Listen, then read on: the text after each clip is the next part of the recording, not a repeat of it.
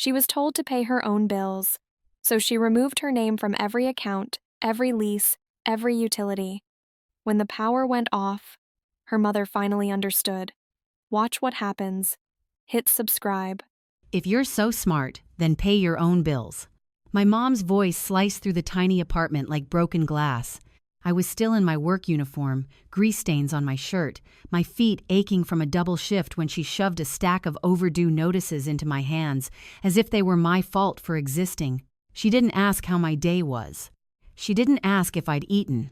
She just stood there, eyes blazing like I was the reason her life had fallen apart.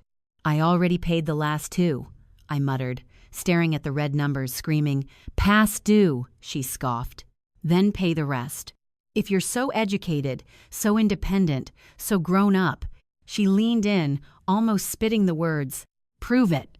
Pay your own bills." Something in me snapped. For years, I'd worked, studied, and handed over my paychecks while she played the victim. That night, I stopped feeling guilty and started feeling angry. I didn't argue. I didn't cry.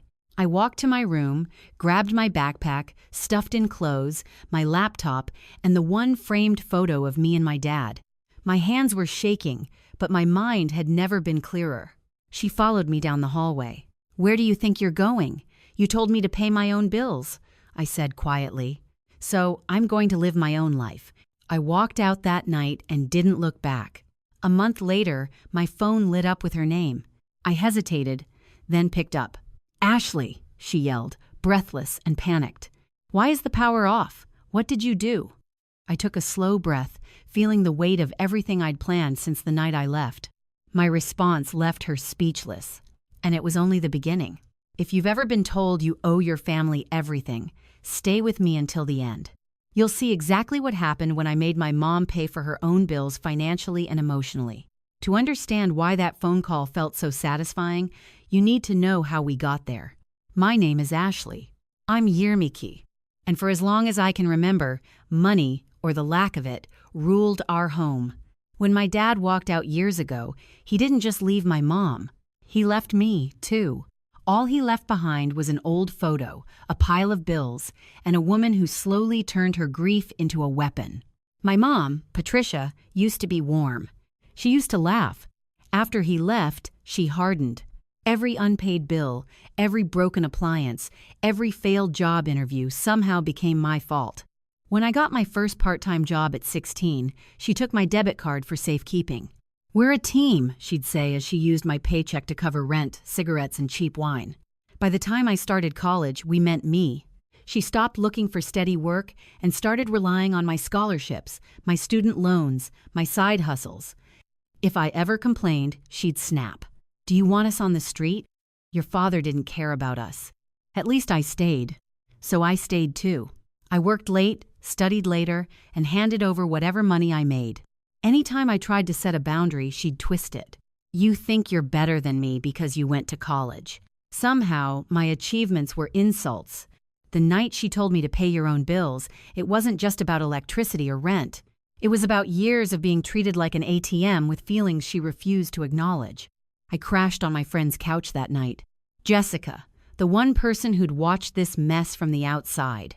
We sat in the dark living room, the glow from a street lamp spilling through the blinds as I replayed the argument in my head. "You finally left," Jessica whispered. "You should have done it years ago." "I know," I said, staring at my phone, expecting a barrage of texts that never came. But she still got my name on everything. The lease, the utilities, the internet. If she stops paying, they'll come after me. Jessica frowned. "Can't you just remove your name?" That innocent question triggered something. I'd spent years cleaning up her messes, paying her debts, protecting her from consequences. For the first time, I wondered what would happen if I stopped. A few days later, I went back to my old place to grab the rest of my things while she was out. That's when I saw it. A thick envelope on the table with my name on it. Not hers. "Final notice," it said. I opened it and my stomach dropped. It wasn't just the power bill. It was a credit card I never opened.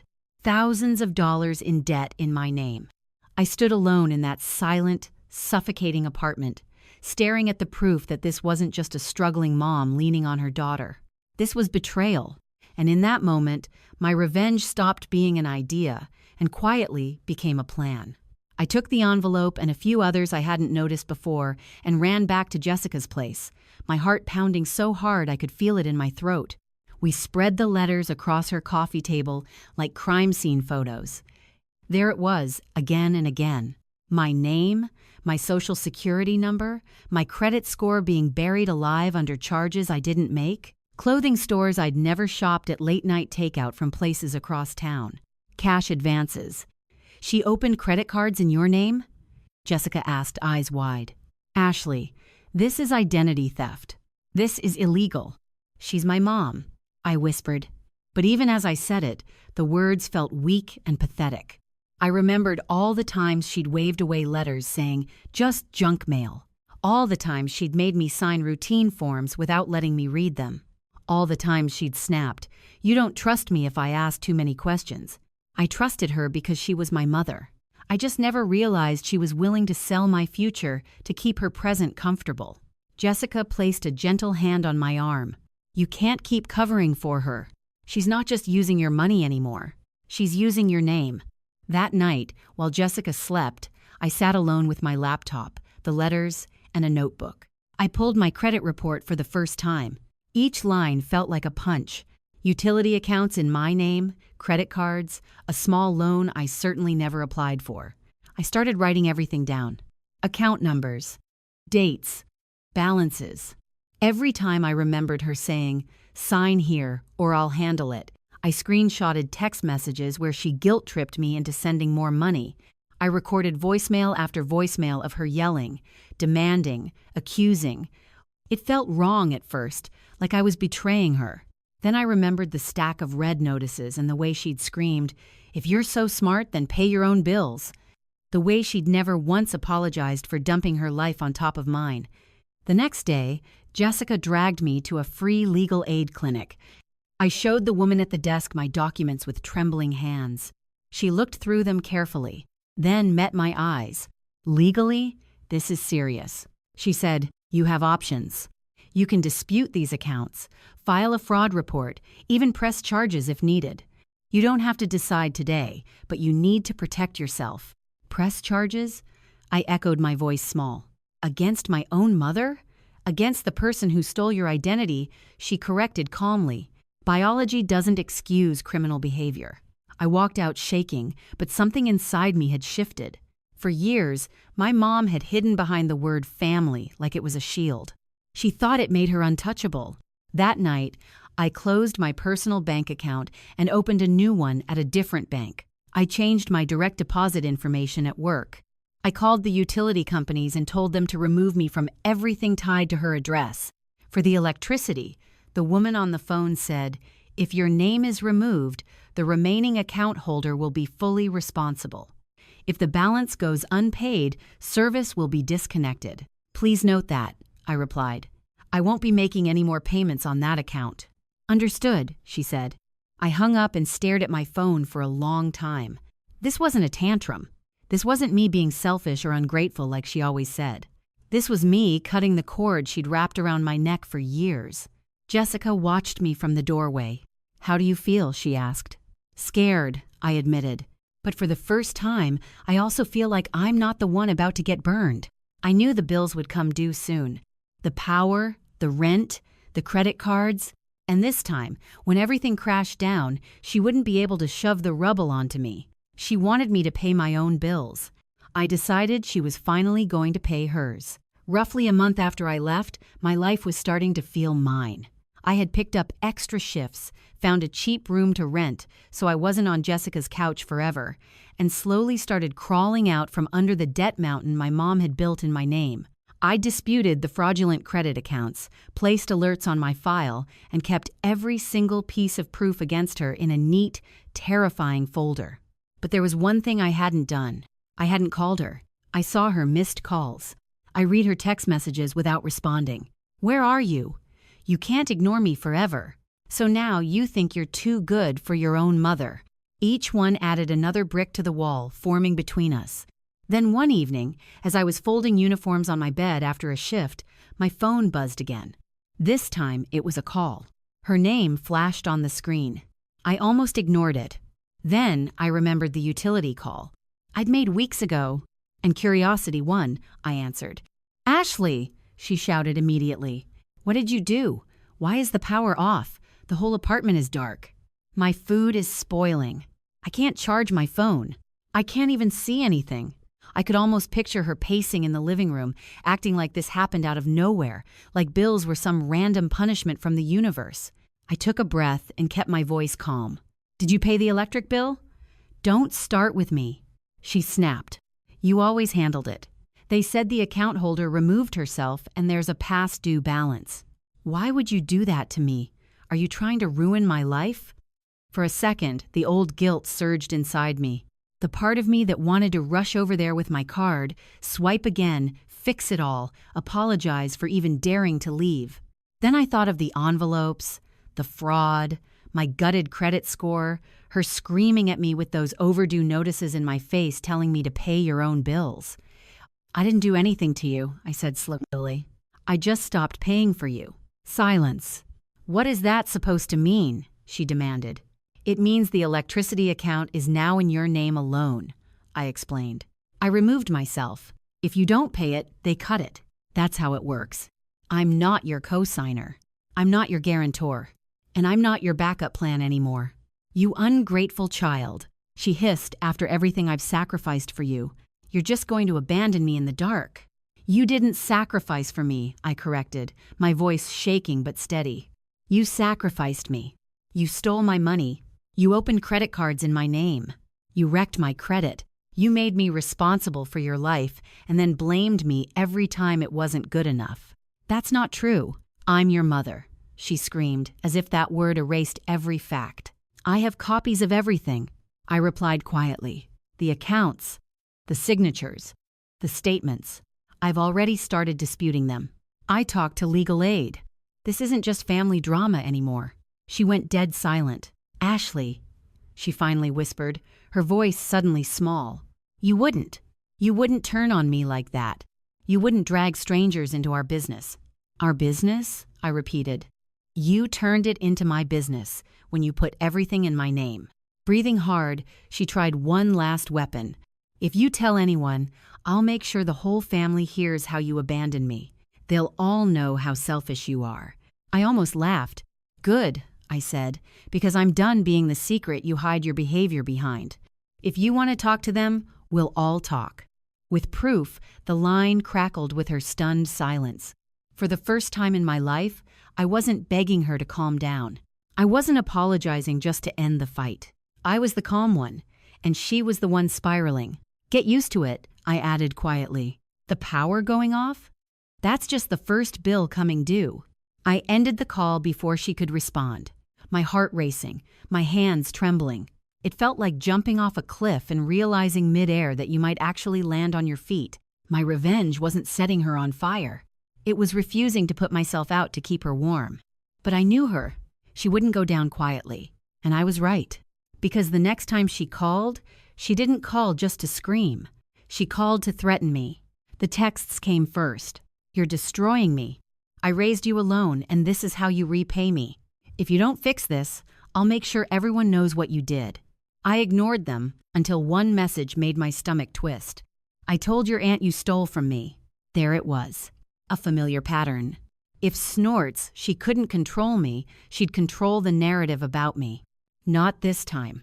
My aunt called the next day, full of righteous anger.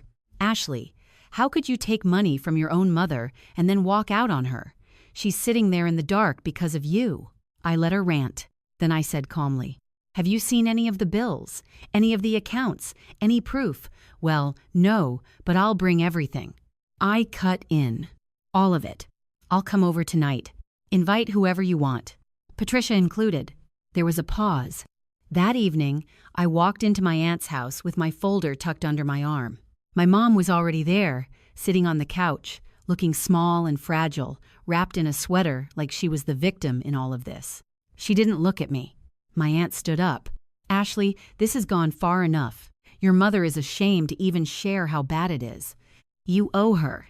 I opened the folder and calmly placed a stack of papers on the coffee table. "I owe her the truth," I said.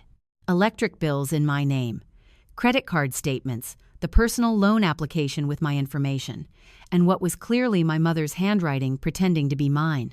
My credit report, page after page. "Read the names on the accounts," I said quietly. My aunt picked up a paper, frowning. "This is in your name. Every single one," I said, "opened, used, and ignored. Not by me. I was in class. I was at work. I didn't even know these existed until I moved out." My mom shot to her feet. "You ungrateful snake," she hissed, digging through my private papers, trying to make me look bad. "You did that yourself," I said, cutting her off. My voice was shaking, but I didn't stop. "You told me to pay my own bills while secretly putting yours in my name. That's not parenting. That's exploitation." My aunt's face went pale as she flipped through more pages. "Patricia, is this true?" My mom's mask cracked. "We're family," she snapped. "Kids help their parents. You wouldn't understand. You had a husband who stayed. So, you decided your daughter's future was your emergency fund." My aunt shot back, voice trembling with anger now, but not at me. Patricia glared at me, voice low and venomous. "You went to strangers, lawyers. You think they care about you. When they're done, they'll leave. But I'm your blood, and blood doesn't give you the right to bleed me dry," I replied. I reached into the folder one more time and pulled out the final document, a printed email thread. "These are my disputes with the credit agencies," I said, "and this is the fraud report I filed. I listed the accounts opened without my consent, and the person who opened them." My aunt read, eyes widening. You named her." "I had to," I said quietly. "If I didn't, I'd be responsible for debts I didn't create. I'd carry this for the next 10, 20 years, all while she keeps screaming at me to grow up while refusing to grow up herself." My mom lunged for the papers, but my aunt stepped between us. "Enough," she said sharply. "You lied to us, Patricia. You told us she abandoned you, that she stole from you." "She did," my mom insisted. "She stole my chance at a better life. She—" "No," I interrupted. "John walking out took that. Your choices after that are on you." The doorbell rang. My aunt frowned. "Who else is coming?" "I asked the landlord to stop by," I said, my heart hammering. "He's been trying to reach me about the lease." The landlord stepped in, awkward but firm. "Evening. I won't stay long. I just needed to confirm. Ashley, you're officially removed from the lease as of next month. I've processed the change. From then on, the unit will be solely under Patricia's name." But he glanced at my mom. "If the outstanding balance isn't paid by the end of the notice period, we'll have to proceed with eviction." My mom's face drained of color. "Eviction. You've received multiple notices," he said, not unkindly. "I'm sorry, but we can't keep a tenant who doesn't pay and whose co-signer has legally withdrawn." Mom turned to me, horror and fury swirling in her eyes. "You did this. You're throwing me out of my own home." I swallowed hard. "No, I just stopped letting you use my name as a shield. Whatever happens next, that's between you and the bills you told me to stop paying." The room felt electric with tension. "You're going to regret this," she whispered. "Do you hear me, Ashley? One day you'll need me, and I'll remember this." I thought of my wrecked credit, my years of stress, the nights I cried over numbers in red while she slept on the couch with the TV on. "I already regret not doing it sooner," I answered. And for the first time, when she stormed out of a room, I didn't follow. But the consequences of that night came faster and hit harder than even I expected. The days that followed felt surreal. My aunt stopped defending my mom.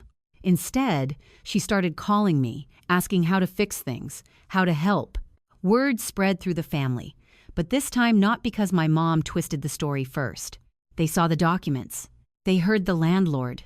They realized I hadn't abandoned her. I had escaped. My mom, on the other hand, doubled down. She spammed my phone with messages, swinging wildly between pity and rage. "How could you humiliate me like that? Everyone thinks I'm a monster because of you. I did what I had to do to keep us alive. If you don't fix this, I'm done with you. Then, when I didn't respond, you were always a mistake anyway." I blocked her number. It felt brutal and necessary. At work, I started picking up more hours. I met with a counselor at school who helped me understand that what I'd experienced wasn't tough love or normal struggling single mom stuff. It was abuse, financial, emotional, psychological. I keep feeling guilty, I admitted in one session, like I'm the villain in my own story. That's because your role was reversed for years, she said gently. You were the parent. Now that you're refusing to play that role, she's punishing you for it. That doesn't make you the villain. It makes you someone who finally stopped enabling. Meanwhile, the legal and financial pieces started to shift. Some of the fraudulent accounts were frozen. Investigations were opened. My credit stopped free-falling. It wasn't fixed yet, but there was a path. A few weeks later, my aunt called. They posted a notice on her door. She said quietly, "Eviction. She has 30 days." I closed my eyes. I had imagined this moment, fantasized about it when she screamed that I owed her everything, but hearing it out loud hurt. She's telling everyone you set this up to destroy her. My aunt went on, but honestly, most of us know she did this to herself. Some still pity her. Others are just tired. Are you? I asked. I'm tired of watching her chew you up and spit you out, my aunt replied. I'm proud of you, Ashley, even if it's messy. I hung up and sat in my tiny rented room staring at the wall. This wasn't a movie revenge scene with dramatic music and slow-mo flames. It was quieter, more complicated. My chest HHD, but beneath the ache was something else. Relief. A week before the eviction date, there was a knock at my door. I opened it to find my mom standing there. She looked smaller. The sharpness in her eyes was dulled by exhaustion. There were dark circles under them, and her hair was pulled back in a messy, defeated knot. You blocked my number, she said. So, I had to come in person. My pulse quickened, but I didn't invite her in. I stood in the doorway, one hand on the frame, creating a line she'd never been forced to respect before. What do you want? I asked. She laughed bitterly. What do I want? I want my life back, Ashley. I want my daughter back. I want electricity and a roof and some dignity. But apparently, you decided to take all that with you. You had all of that before you decided to use me like a credit card, I replied. She flinched. I made mistakes. I panicked. I didn't know how to survive after your father left. Every month was another fire I had to put out. I grabbed whatever I could to keep us afloat. You grabbed me, I said. You grabbed my future. I did it for us, she snapped, voice rising. I thought you'd understand when you were older. I thought you'd be grateful someday. Grateful? I repeated, stunned, for being in debt before I even started my life. For having to rebuild my credit because you didn't want to face your own. For being screamed at every time I couldn't fix a mess I didn't make. Her jaw clenched. Hate me. Let me be the villain.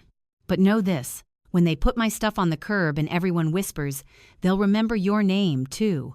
They'll say, that's the daughter who let it happen. I took a breath, my hands shaking. I didn't let it happen, I said. I stopped letting you happen to me. She stared at me for a long moment, waiting for me to crack, to apologize, to rush in with a solution. I didn't. I'm not coming to fix this, I added. I'm not paying your rent. I'm not putting the lights back on. If you want help, you can go to the same legal clinic I went to. You can talk to a counselor. You can get a job that isn't just borrowing from people who love you, but I will not be your crutch anymore. Tears filled her eyes, spilling over. For a second, I saw the mother she used to be, the one who held me when I was sick and braided my hair before school. Then she turned away. You'll regret this, she whispered, and walked down the hall. I watched her leave and realized something. She'd been saying that my whole life. This time, I didn't believe her. But our story wasn't over yet, because the day they actually came to clear out the apartment, she called me one last time, and this time I picked up. The eviction day fell on a gray, heavy morning. I knew the date, but I hadn't planned on going anywhere near that building. Then my phone rang. Unknown number.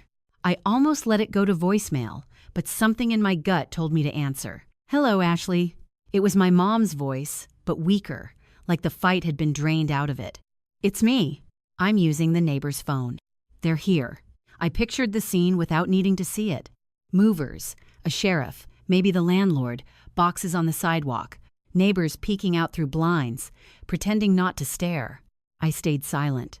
They're putting my things on the curb, she continued. Our couch, your old dresser, the kitchen table, everything. They were her things now, not ours that mattered. I just thought, she said, a bitter laugh in her voice, you might want to see the result of your big, smart girl decisions. I closed my eyes. You mean the result of your own? Silence stretched between us.